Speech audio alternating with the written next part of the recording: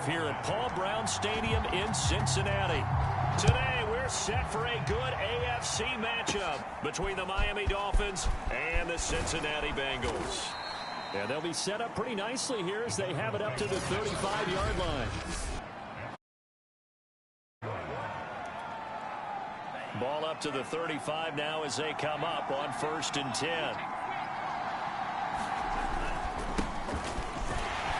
And an early how do you do right there as they're going to bury him in the backfield. It'll go as a loss of 3 right away, and it's 2nd down.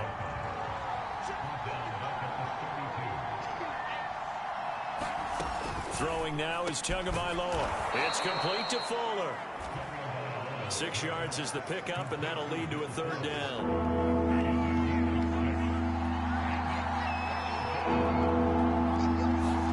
Here's Tua. Completes it to the tight end, Smythe. And this effort won't do it. He needed to get to the 45. He's a yard or 2 short. 5 yards, and that means they come up short as they're going to have to punt here on the opening drive. Palardy now on to punt as he sends this one away.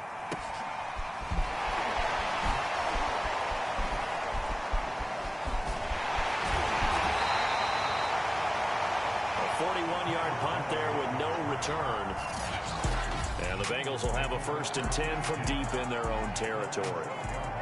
So out comes the offense now with a long field ahead of them. They'll be led out by the #1 overall pick back in 2020 from LSU. It's Joe Burrow. And that'll be incomplete. We do have a penalty flag down, however. Let's see what that's about. Hey, baby. So a costly penalty yardage-wise as that'll move the football down to the spot of the foul. And what the officials are looking for in these situations, whether you're playing the man or the ball. And if you're playing the man, you get a lot less leeway in terms of what's going to happen at the end of the play. If you're looking for the football, it's less likely to draw the flag. Well, there's plenty of real estate for him to maneuver on that run, and let's face it, it shouldn't be a surprise. He's one of the better backs in the league. Had to come into this game with the idea, slow him down, otherwise it's going to be a long afternoon. And a flag comes in as that one falls incomplete. Well, let's see who this is on. So the pass incomplete in the end zone, but contact and pass interference. And now where does the ball get placed? At the 1-yard line. 1-yard line. They gave up X. And he'll take this into the end zone for a Bengal TD.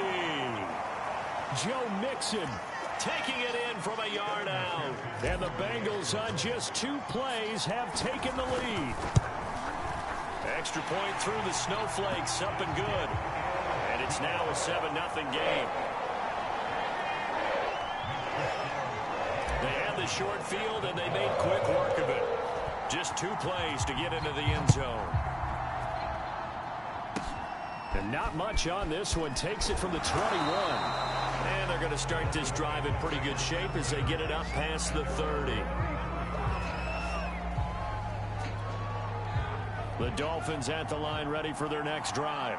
And on the first drive, 3 and out. And I know that these are professional athletes, but I would imagine sometimes you get the nerves at the beginning. Oh, he's hit. He lost the football. Put it on the carpet. And the Bengals grab it. And they will set up shop in enemy territory at the 42-yard line. Whenever we call a game that's in the snow, we have to focus a little. And now, as with every potential turnover, they're going to take a second look at this just to make sure.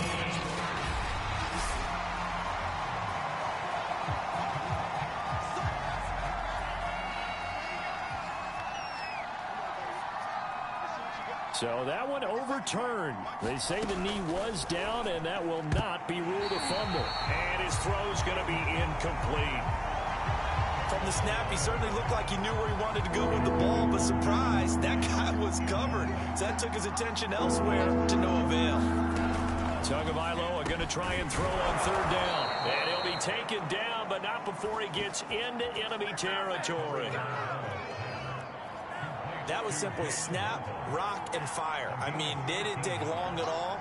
Slant route, and I loved where he put it. He put on the body of the receiver low so that only he can catch it. Yeah, I don't think there was any magical formula there. Defensively, that's just tough to defend. Very much so. And that way it allows the receiver to keep his body in front of the defender.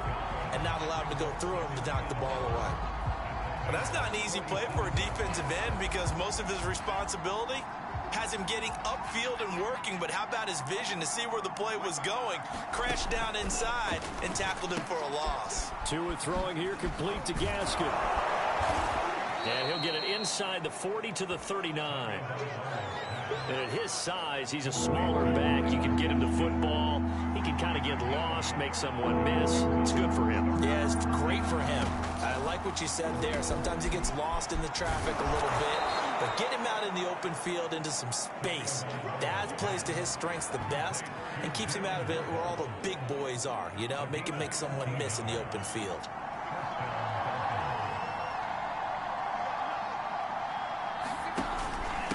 On the handoff, it's Gaskin. And this will leave him a yard short. Nice pickup of 9 yards on first down. The last run got 9. That leaves him with 2nd and a yard. Going to the air, Tagovailoa. Over the middle, he's got Gesicki, the big 6'5" tight end. I know exactly what's going to be said about that play from the defensive perspective. What's that? That's why I tell all you guys we need more than one tackler to the ball. He broke the first tackle. Luckily enough, there were more people there to get him down. After 1, 7-0 on EA Sports.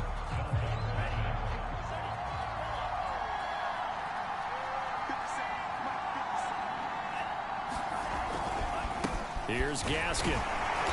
And he is met at the line of scrimmage, and he goes down right there. Officially no gain on the play, and it's 2nd down.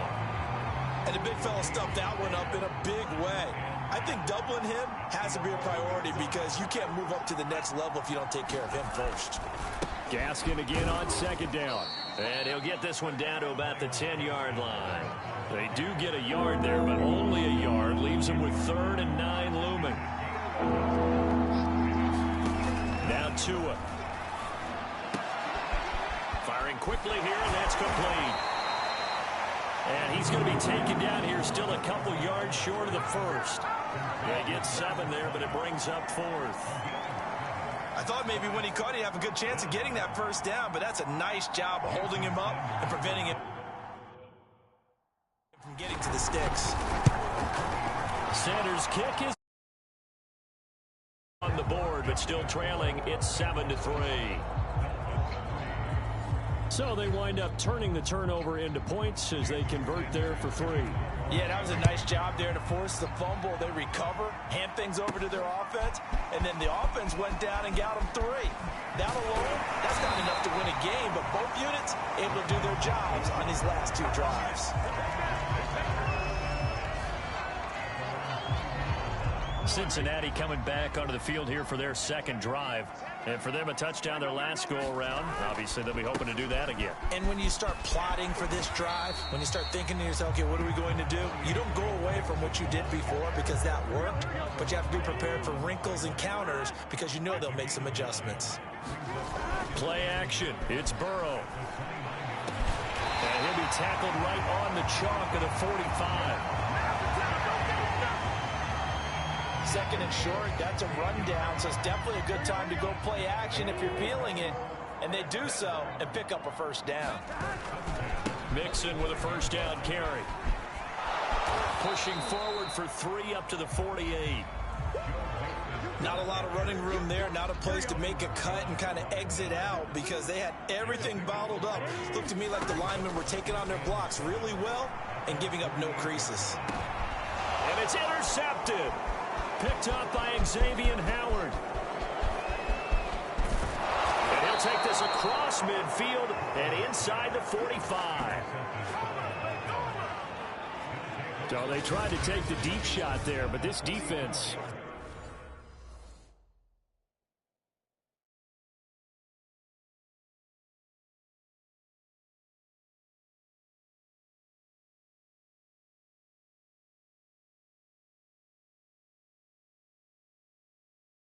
to the task. And a lot of times when you air a ball out like this, if it does get intercepted, There's going to be a lot of space out there to set up a return. And remember, you've got 5 big offensive linemen out there playing on their feet in open space. Not a skill most of them possess that allows for extra yardage on the return. Right after the turnover, they come out throwing.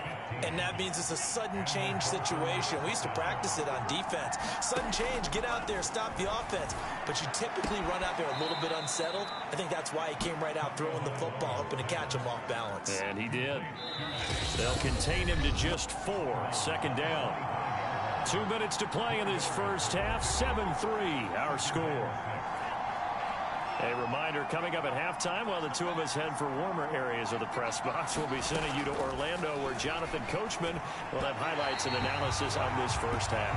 They've been playing sound fundamental defense thus far and able to keep this offense from creating a major dent on the scoreboard. Able to force the incompletion, but still waiting for that game-changing play. You feel like it's coming, the first sack, the first turnover. In a sense, they're playing old-school defense right now. The new-school defense is what you said, taking the ball away.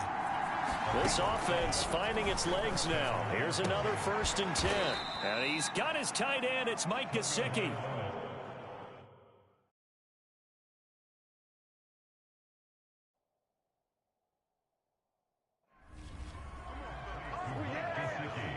And that was good protection there. No, that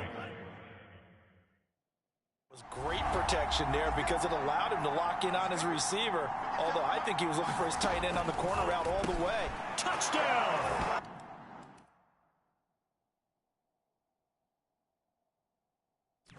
It's complete.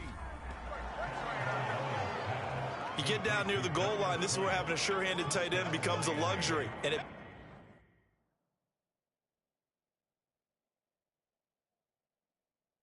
pays off big time, especially when the defense sells out against the run and he finds himself open for an easy touchdown. Extra point up and good by Sanders. And the lead is now 10-7. A drive that time of 6 plays. And it ends with a touchdown for the Dolphins. Brandon Wilson now from his end zone. And in hindsight, probably should have taken a knee as he only gets this out to the 16-yard line. The Cincy offense about ready to go here on their next drive. And you figure, Charles, they have enough time here in the first half, more than a minute, to put a drive together, at least get them in position to try a field goal. Yeah, they've got all 3 timeouts. Oh, that's in the double coverage and intercepted. Picked off by Eric Rowe.